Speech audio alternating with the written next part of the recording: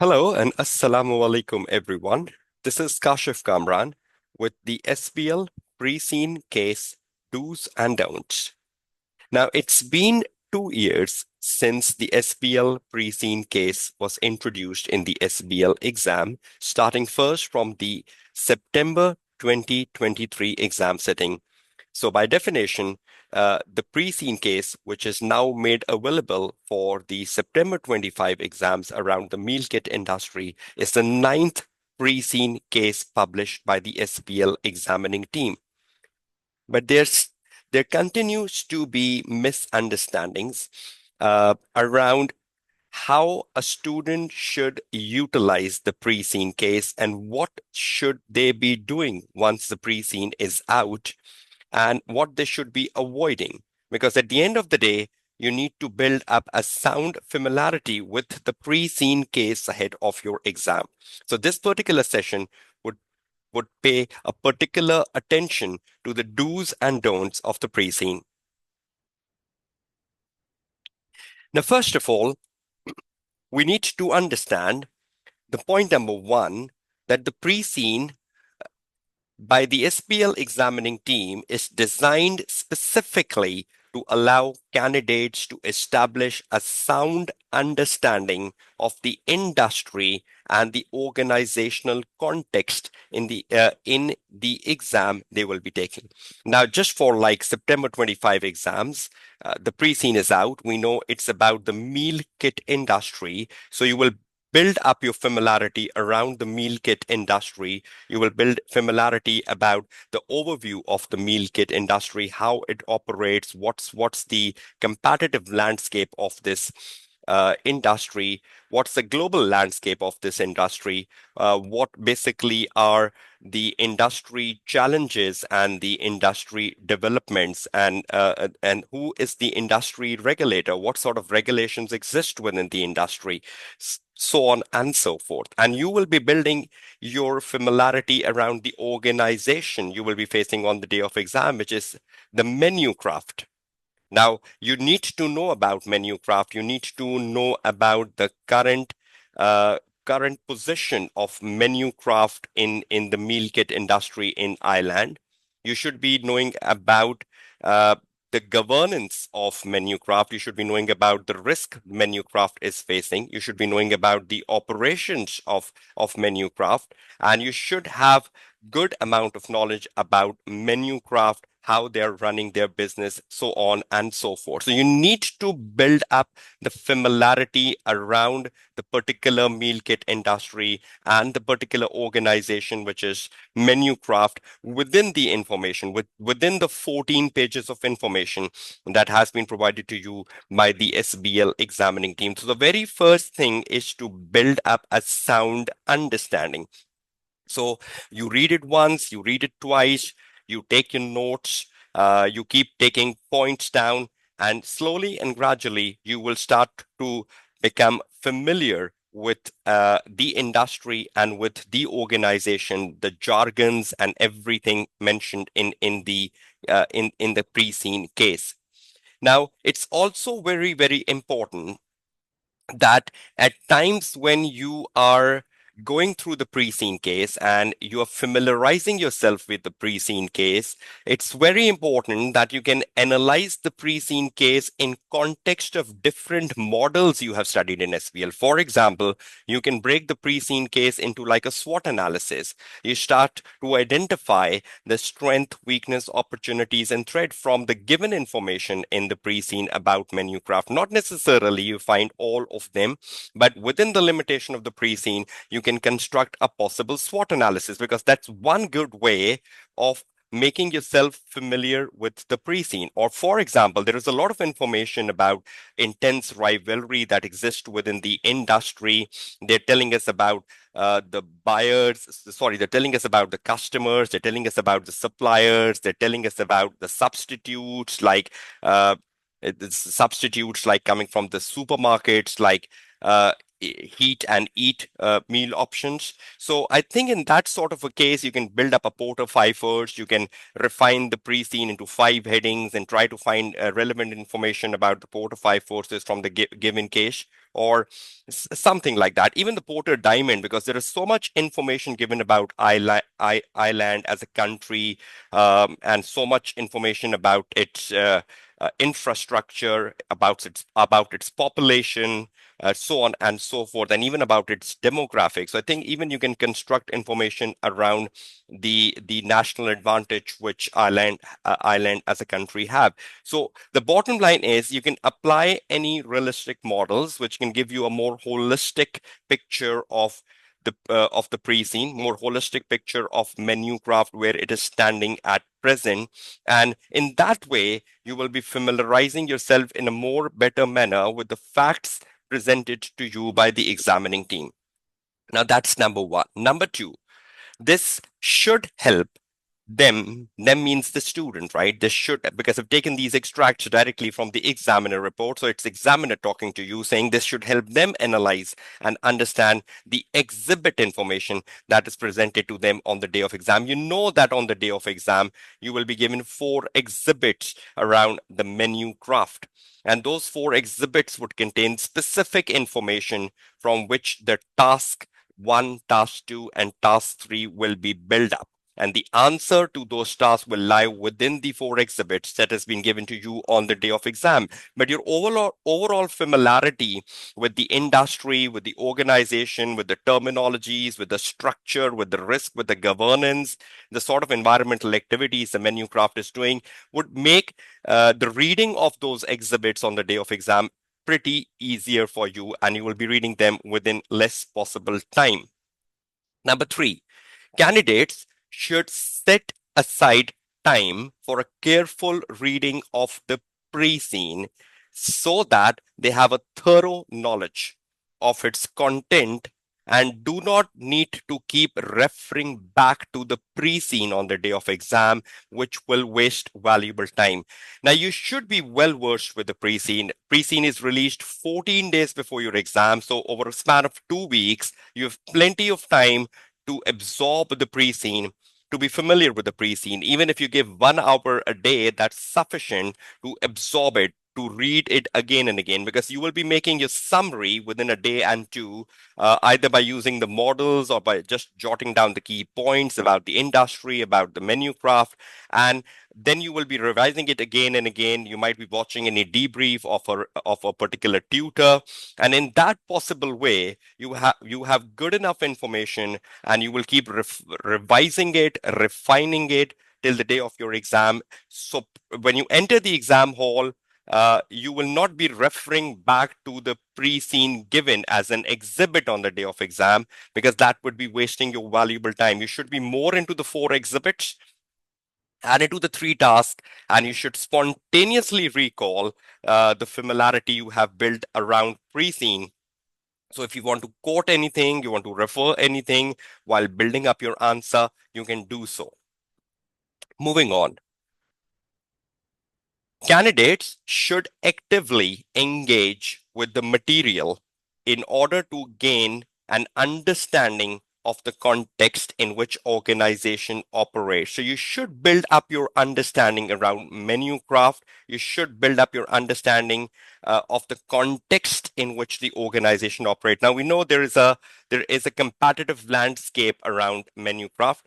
There is a whole operations given of menu craft. The supply chain is very deeply given into the pre-scene case published this time. The risk profile is given, the governance structure, the board structure is very clearly given in. So, and even the financial performance has been given in. So you can have a very realistic perspective about menu craft.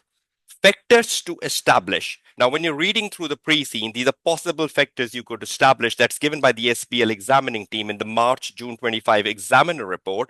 Number one, whether the organization is recently formed or long established. Now, we know this particular organization, the menu craft we are talking about, was established 15 years ago. So that's good enough time they had been into the market. They've understand the dynamics, they've understand the challenges, they've understand the issues within the market. So they have been there for a considerable time now. Whether the organization is small or large, we know this organization is large enough. We can't say that Menucraft is a small organization. It's a large organization considering its presence in Ireland and considering being the second most in terms of the market share. Whether it is listed or unlisted, we know this information from the scenario that three years ago they have been listed with 80% shares belonging to the investor. Whether the organization is currently doing well or struggling.